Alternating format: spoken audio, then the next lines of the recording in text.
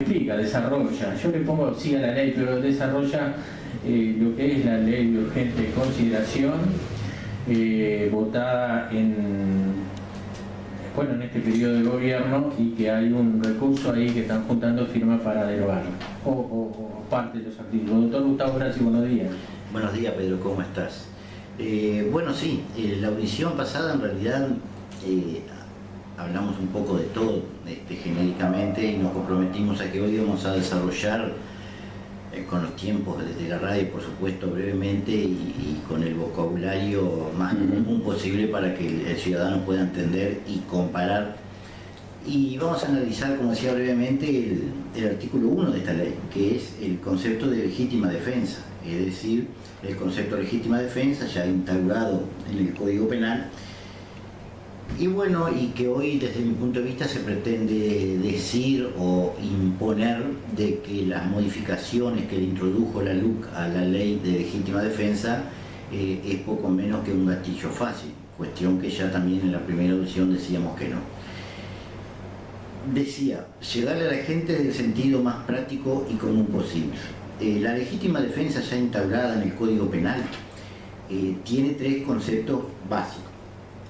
Esos conceptos básicos para que opere la legítima defensa están en el artículo 26 del viejo Código Penal, que tiene más de 100 años. Y dice básicamente que para que opere la legítima defensa y la persona que obra en defensa suya, de su persona o de sus familiares, o, ahora vamos a ver con el ley también, de sus bienes, cosa que, o cuestión que era muy debatida, tiene que darse tres requisitos. Que tiene que haber una agresión ilegítima, es decir, si yo me voy a ofender, obviamente, de algo que es una agresión ilegítima de la otra persona. No puedo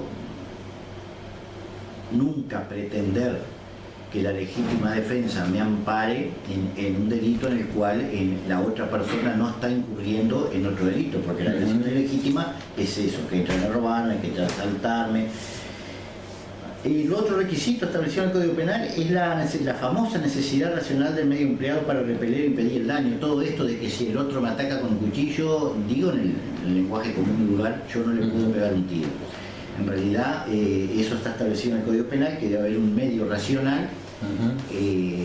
Si a mí me está atacando, entra en mi casa una persona con un fierro en la mano que mide 2 metros y yo que mido 1,65 y tengo el borde en la mano y le digo que no, que se quede quieto, y me empieza a pegar con ese fierro, incluso hasta puede ser sin el fierro, simplemente con un cuchillo, o hasta sin el cuchillo.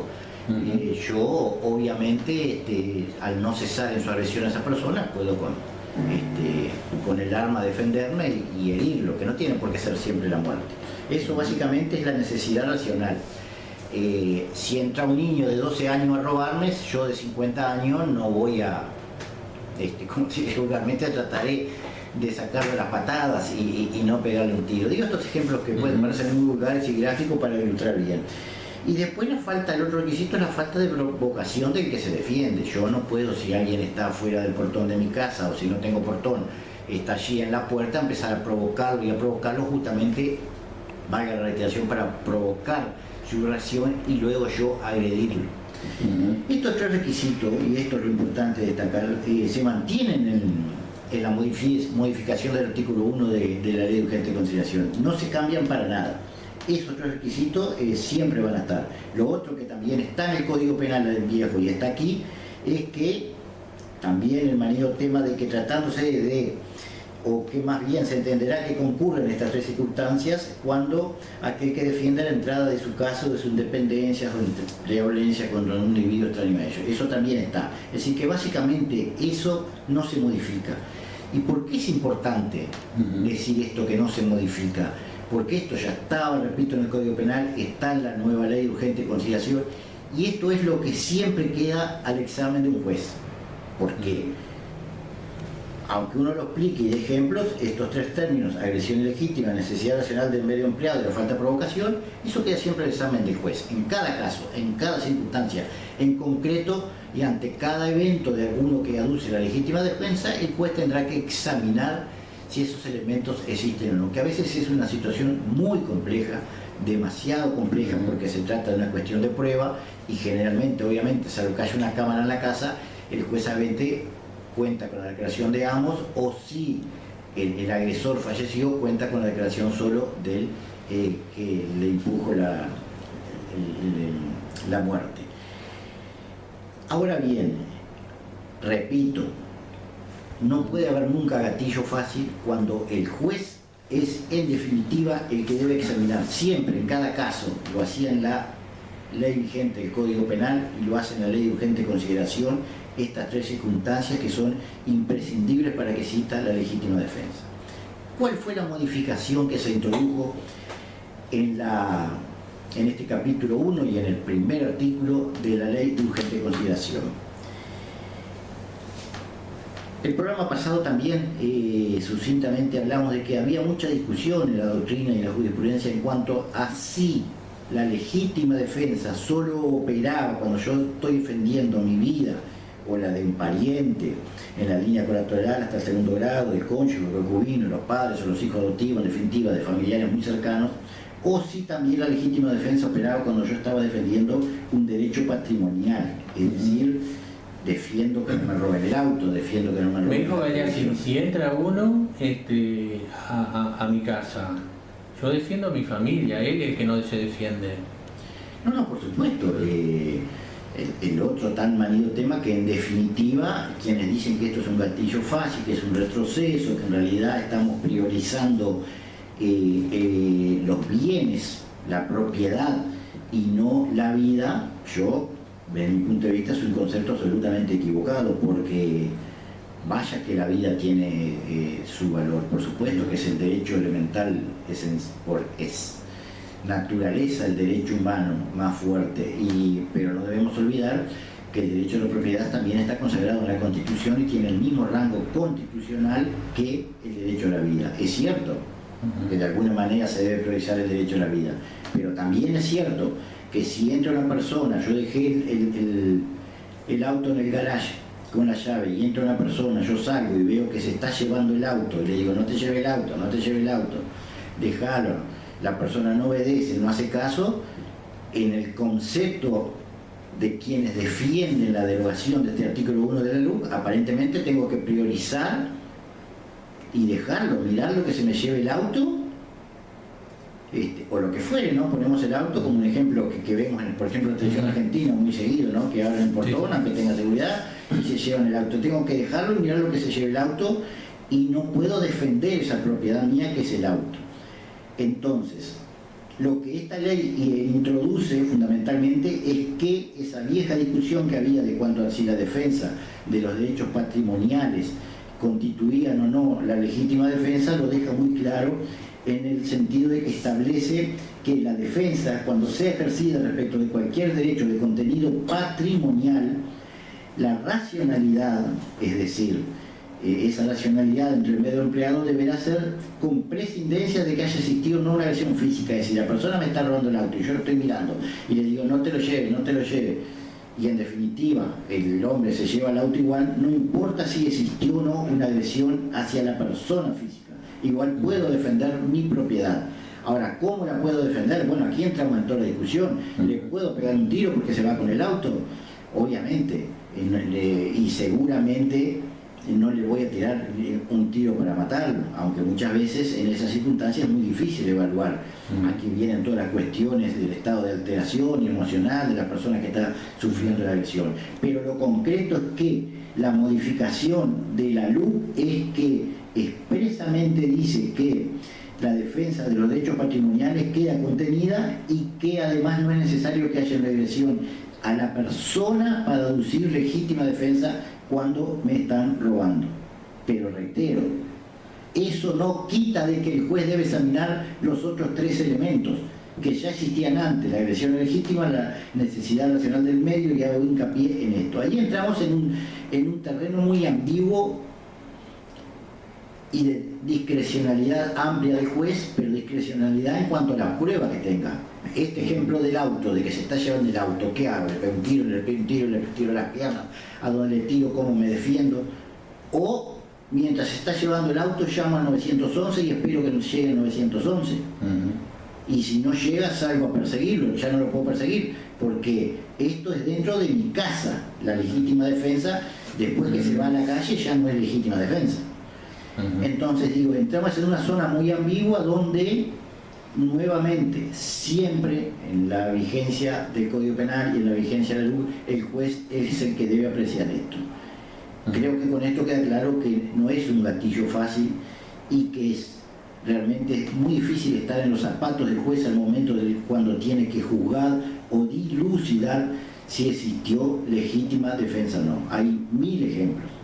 Hay ejemplos de un año a esta parte donde los jueces han establecido que sí hay legítima defensa y hay otros casos donde no hay, han establecido de que no. Depende también no solamente de estos elementos que estamos manejando, sino de la persona.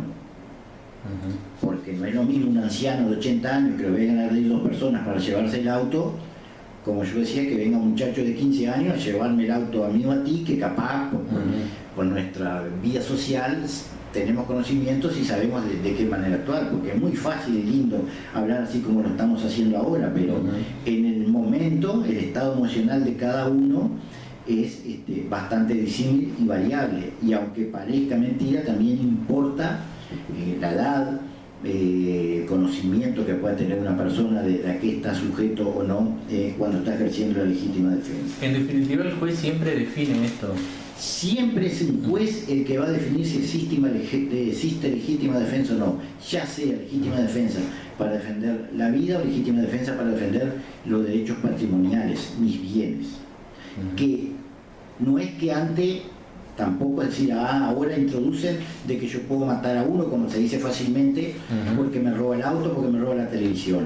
Antes existía la discusión, pero en general se entendía que también la legítima defensa existía en esos aspectos. Lo que dice la ley nueva, sí lo deja muy claramente, es que no es necesario que haya una lesión a mi persona previamente y después a los bienes patrimoniales para que se configure la legítima defensa. Y después hay 2 aspectos, estoy mirando la hora, muy importantes. Gracias, y yo quería decir una cosa. Hace unos días estaba hablando con el consejero central de BU-PCNT y le hice una invitación a ver si se animaba a intercambiar o debatir con Gustavo Grassi, que no estaba en contra de la LUC. Ellos están en contra de toda la LUC. No es de los 136 artículos, los bancarios, quiero decir. Y bueno, aceptó, dice, sí, proponerle al doctor Grassi si acepta, no tengo problema, voy por Salto, intercambiamos o debatimos. ¿Acepta Grassi? Sí, por supuesto. Obviamente que yo analizo más que nada, más allá de que, como se dice, todo política, cuestiones jurídicas, pero ningún inconveniente. Seguramente en ese debate tal vez por parte de esa persona o esas personas haya más una posición ideológica y la mía sana jurídica, pero en definitiva, por supuesto que sí, nunca está mal debatir o compartir expresiones al respecto. Bien, te había cortado 2 aspectos. Lo otro que la ley sí introduce una modificación importante es en 2 cosas, es en qué se entiende por dependencia de la casa. El Código Penal decía la dependencia, en dependencias de la casa. Y luego, cuándo es la legítima defensa en los funcionarios del Ministerio del Interior o el Ministerio de Defensa, cuando opera la legítima defensa en el ejercicio de sus funciones. La ley aclara, y esto se ha discutido mucho con algunos casos que se han dado de hurtos, robos o rapiñas en el medio rural, y lo viene expresamente, dice que se consideran dependencias de la casa, que eso no lo aclaraba el Código Penal, sí lo aclara esta ley, en las zonas urbanas, los balcones, las terrazas, las azoteas, los parrilleros, las barbacoas, los jardines, los garajes y cocheras o similares, siempre que tengan una razonable proximidad con la vivienda. Yo creo que es brillante la redacción, porque cuando dice una razonable proximidad con la vivienda, si yo tengo en un barrio privado una casa que tiene una manzana, una cosa es que tenga en mi casa allí a 10 metros en el fondo un parrillero, el balcón de la casa o el garage. Otra cosa es si lo tengo a 80, 90 metros, donde en realidad el riesgo de agresión física por ese lado no es tanto. Y en las zonas suburbanas, que esto es lo que hemos visto mucho en la televisión y con ejemplos gráficos que tú planteabas algunos en la audición pasada, en las zonas suburbanas o rurales también se entiende como dependencia de la casa, es decir, que yo puedo ejercer la legítima defensa, siempre considerando todas las cuestiones que hablamos anteriormente, los galpones, las instalaciones o similares que formen parte del establecimiento, siempre que tengan una razonable proximidad con la vivienda. ¿Qué es traído al llano y a la práctica esto? ¿Por qué tiene que especificar que la azotea, las ventanas son parte de la...? Porque, ¿qué decía el Código Penal? Se decía que concurren estas tres circunstancias de aquel que defiende la entrada de una casa, habitación o de sus dependencias.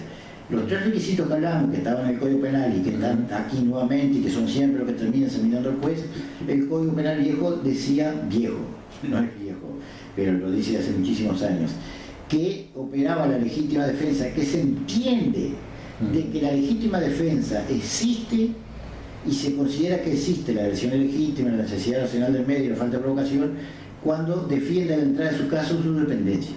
Esto es como una presunción, como aquello de que también decíamos en el programa pasado, que si está dentro de mi casa le pega un tiro y en realidad opera la legítima defensa. Esto es una presunción que no se cambia para nada, que se sigue manteniendo en la nueva ley de urgente consideración, de que el juez ante el examen de la situación debe decir, bueno, si es dentro de la casa habitada, estamos hablando de una casa habitada, no es una casa deshabitada por supuesto, o las dependencias, y entonces por dependencias había toda una discusión, ¿qué era la dependencia de la casa? Bueno, la ley lo aclara cuáles son las zonas que se consideran dependencias tanto en el ámbito urbano como en el ámbito rural.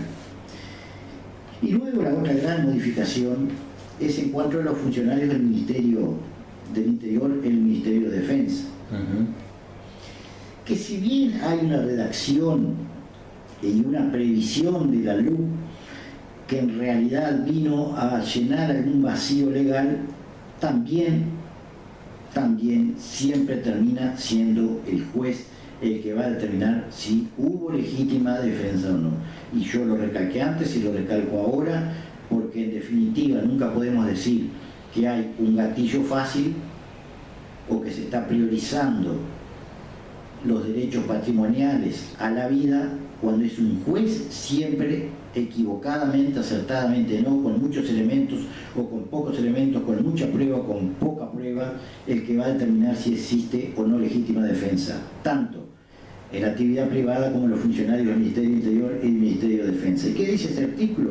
Dice básicamente que aquellos funcionarios del Ministerio de Defensa y del Ministerio del Interior, cuando, esto es importante, en el cumplimiento de sus funciones repelen una agresión física o armada contra él o contra un tercero, empleando las armas o cualquier otro medio de defensa, y aquí viene lo importante, empleando las armas.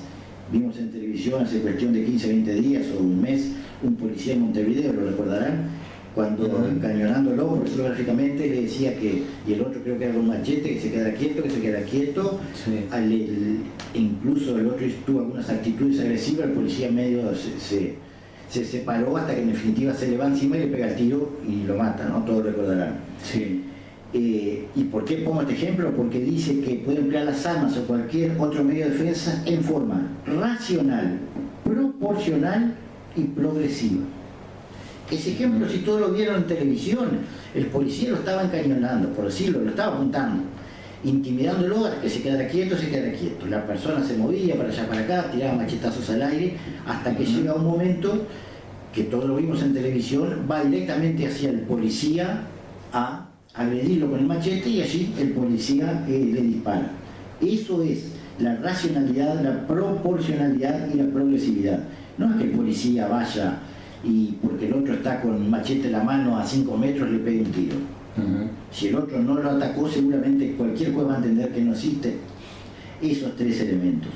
Y además dice que debe emplear la policía todos los medios disuasivos posibles. Entonces, yo vuelvo a repetir, en definitiva parece que acá se plantea por quienes quieren lugar a luz entre o gatillo fácil o dejar que los delincuentes sigan actuando como han actuando hasta ahora, porque en este país tenemos no quiero equivocarme, pero estoy hablando que en promedio fue el año pasado, el año anterior, de 50.000 rapiñas por año. Lo escuchaba no hace mucho el doctor Zubía, que tiene todas las estadísticas. Es increíble cuando uno escucha que de todos los delitos, ese es solo el 3%. El 3%, cada 100 delitos se esclarecen 3. Y él decía que en Argentina, que es uno de los países donde más se esclarece, es el 8 o el 9%. Y me dirán qué tiene que ver. Y por supuesto que tiene que ver, porque en definitiva, con estas cifras así y con estos parámetros, no tenemos ninguna duda que nos han ganado y nos están ganando los delincuentes. Ahora, después que me digan que todo esto de los delincuentes, la rapiña, los hurtos, es un problema social, que es por la pobreza, que es por la desigualdad, que es por la falta de oportunidades, bueno, yo soy lo que creo que ese, no lo descarto, que es un tema por supuesto de discusión, pero mientras tanto, ¿qué hacemos? Es un gran negocio entonces, si un 3% que agarran. Bueno, y además en los homicidios, en las lesiones graves es cuando más se descubren, porque por supuesto en esos delitos siempre es más fácil por medios técnicos de traer, pero en una rapiña, cuando te rapiñan en la calle, cuando entran a tu casa y se van, es muy difícil luego después cuando entran con casco y encapuchados y en una rapiña es uno de los delitos en los cuales generalmente operaría la legítima defensa. Porque ¿qué es la rapiña? Es un hurto con violencia. Si es dentro de tu casa, podría operar la legítima defensa. Entonces, en definitiva, estos artículos, además de la legítima defensa de los policías o de los funcionarios del Ministerio de Defensa, no lo vamos a tratar hoy, porque estoy mirando ahora, ya son 11 menos 5, pero también deben, de alguna manera, o se complementan con los artículos del Código del Proceso Penal. El Código del Proceso Penal, que no es ley desde ahora, sino desde el gobierno anterior, y que establece qué es lo que puede hacer la policía o no. Lo hablamos, te lo recordarás, al detenerte en la calle. Sí. Que eso también tiene algunas pequeñas modificaciones, fundamentalmente en cuanto al tiempo que te pueden tener detenido, que de 2 horas pasa a 4 horas, también en la luz. Por eso en este capítulo más adelante de la seguridad pública, donde se reforman normas del Código Penal, básicamente la legítima defensa, el agravamiento de algunas penas para algunos delitos, aquello de que además los famosos acuerdos entre el fiscal y el agresor o el abogado de la persona que comete el delito. Antes se podía llegar a un acuerdo cuando la pena tenía un mínimo de 6 años, ahora se baja a 4, se excluyen algunos delitos como los homicidios especialmente agravados, las lesiones, las rapiñas también especialmente agravadas. Hay mucho para hablar, porque además el capítulo de seguridad ciudadana es uno de los más importantes porque afecta directamente a la vida diaria. Pero como también lo hemos dicho en algún otro medio de prensa, esto básicamente en muchas de estas cuestiones, por no decir en casi todas, tienen su base, su sustento en aquel proyecto de ley que se sometió a plebiscito y que fue prácticamente el inventor fue Larrañaga. Y bueno, yo recuerdo que el plebiscito ganó el no por una muy poca diferencia, ¿no? Pero más allá de toda esa cuestión política e ideológica, espero que esta explicación de la legítima defensa y las modificaciones entre el Código Penal y la Ley de Urgente Consideración puedan servirle de algo a la gente, y en el sentido de que no estamos ante una gran modificación, y lo que sí estamos y seguimos estando y debemos seguir siguiendo tener presente es que es el juez, lo repetimos casi por 10ª vez, el que en todo caso va a determinar si existió legítima defensa o no, y si entiende que no, que también hay muchos ejemplos hoy en día donde entiende que no, o ha entendido en casos que el común de la gente lo mira y dicen, pero ¿cómo? Pobre hombre, y ahora va preso que se defendió. Sin embargo, hay uno de hace menos de una semana donde fueron procesadas las personas que pretendieron esgrimir la legítima defensa. Entonces, hablar de gatillo fácil, de transgresión de derecho, de que estamos avasallando los derechos de los pobres, yo creo que no tiene ningún sentido. O confiamos en la justicia con todos los errores y defectos que tienen, porque los tienen. Cuando nos sirve y también cuando no nos sirve. Y obviamente que siempre hay casos injustos y repito, estar en los zapatos del juez cuando tiene que determinar si existe legítima defensa o no, es una situación porque está jugando con la vida de otro también. Si hay un muerto, está jugando con la libertad de una persona que tiene que ponerla presa o no. Doctor Grásico, que el próximo miércoles continuamos con esto entonces. Y yo creo que, a ver, yo me hice un poco un esquema como de grandes temas, ¿no? Vamos a terminar sí, rápidamente con este capítulo, porque seguramente si no, con temas jurídicos vamos a aburrir a la gente. Más que nada en esto de el aumento de las penas para algunos delitos y de cuándo o no se puede llegar a un acuerdo entre el fiscal y el juez, porque también tenemos ejemplos bastante desde que se aprobó el nuevo Código de Proceso Penal de delitos tan graves como de violaciones de abuelos a nietas, donde le dan por este acuerdo que se hacía le dan 2 años, lo cual parece una barbaridad. ¿En qué modifica la LUEXO? ¿En qué agrava la pena? Y capaz que comenzamos con un tema que hoy te venía escuchando en la radio, que están fundamentalmente en el tapete por toda la dirigencia gremial, que es la ocupación de los lugares de trabajo. Muy bien, doctor Gustavo Grassi, nos encontramos el próximo